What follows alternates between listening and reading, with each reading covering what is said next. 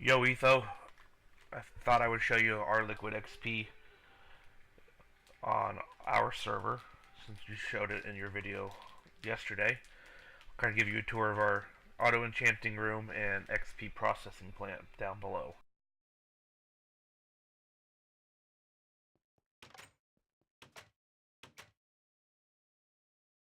We gathered the essence berries from the caves around our spawn area here, and I've planted them up, and they auto harvest with the autonomous activators shown below. They right click on them constantly, and it picks the berries off and then sends it to our deep storage unit via the vacuum hoppers here.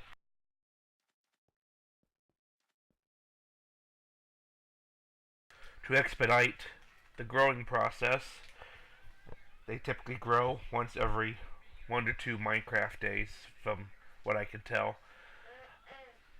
By making a watering can, I am able to make them grow once every 30 seconds or so. I have the watering can set up to go down these pipes, and there's pipes behind this cover right here that go out here to the water to that autonomous activator, which refills them and then ships them back to the farm here.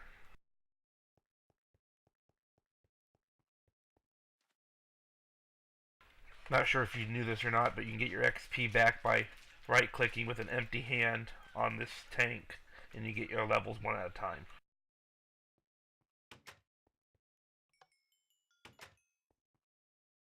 We are currently at 64% capacity on our tank downstairs for our XP juice. The auto anvil is hooked up downstairs. This is our deep storage unit, and as you can see, we have over 82,000 berries stored into this.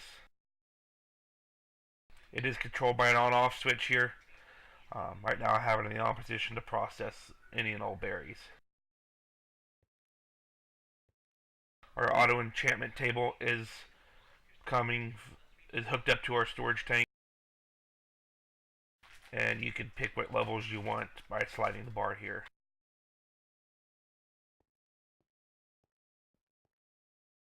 Let's go downstairs to the first level of the basement to show you the storage tank.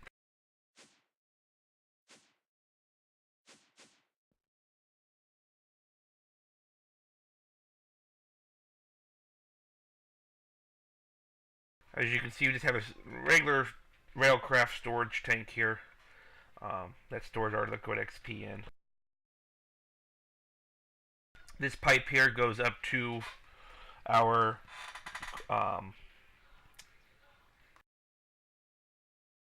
enchanting table.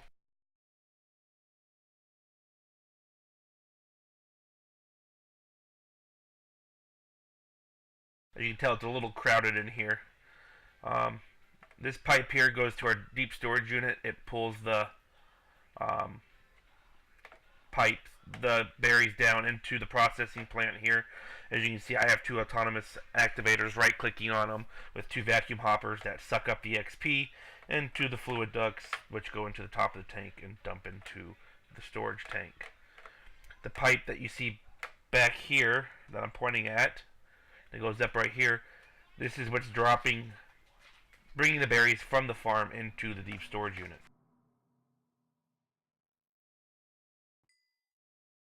And if I right click here, you'll be able to see that there are 9 boxes full of 64 berries. It's being right clicked, and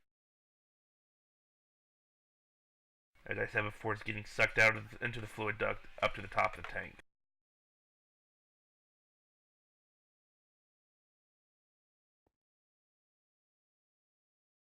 This is what the top of the tank looks like. As you can see, it's quite busy up here. We have the incoming pipe from the processing plant. This is the floor drain that I stood on as I entered the XP room. And this pipe here goes to our mob processing plant, which I'll show you here after we're done looking at the storage and processing plant.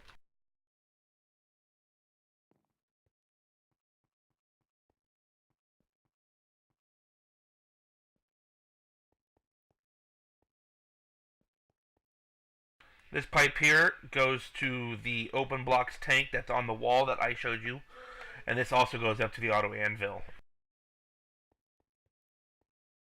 Downstairs will be our mob essence processing plant, which converts liquid XP into the mob essence for the spawner that you had in your video.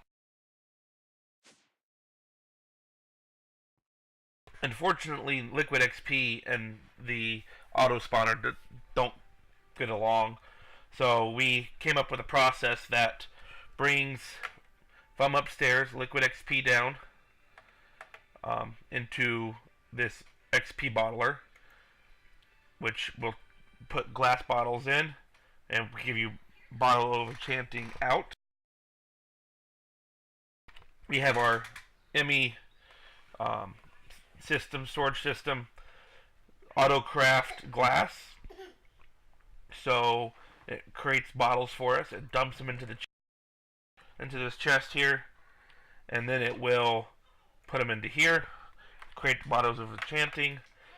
There are fluid ducts here, or item ducts underneath the floor here to this autonomous activator, which will then throw them at the wall. And the XP will land on the sewer. The sewer will suck up the XP into the fluid ducts and put into this mob tank of mob essence.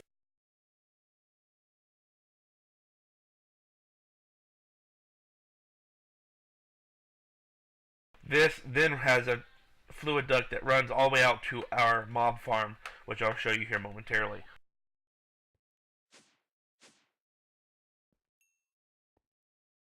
So that is our XP processing plant and enchanting room. We have these advanced information panels that show us our capacities, just so we have a quick reference of what we're at.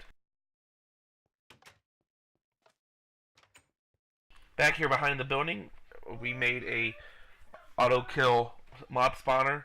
I understand that you aren't going to be able to have that luxury with the constant having to be able to move in the FTB server, but needless to say, we still show you how we have our setup.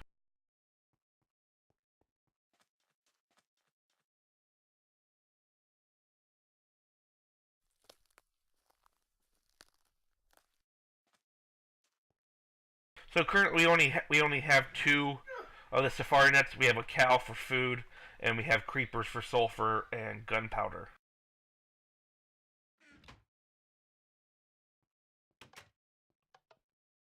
So on the inside here we have a Tesla coil to auto kill.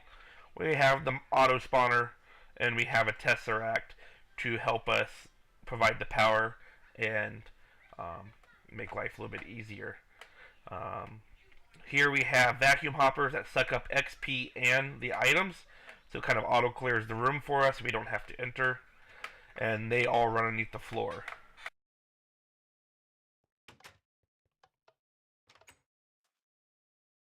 The raw steaks from the cows get auto sent to our main factory, which is this 3-story building over here, and they get cooked and put into our ME system for storage as we need them. All the remaining items come to this diamond chest. As you can see, just running it for a little bit has processed over a stack and a half of leather to almost 2 stacks of gunpowder and all this sulfur.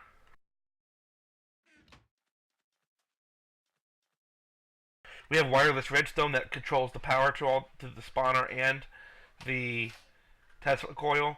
First thing you do is turn the Tesla coil on, and then you activate the spawner. This will be creepers currently that are installed in the auto spawner.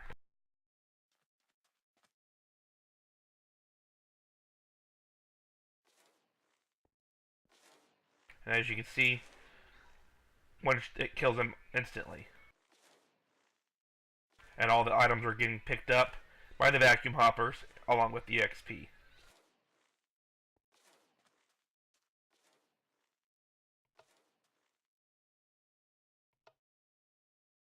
Unfortunately, there are some dead spots that I have yet to work out. Sometimes they get stuck there in the middle, but as you can see, it did eventually clear out. And now all the items are making their way here to our diamond chest.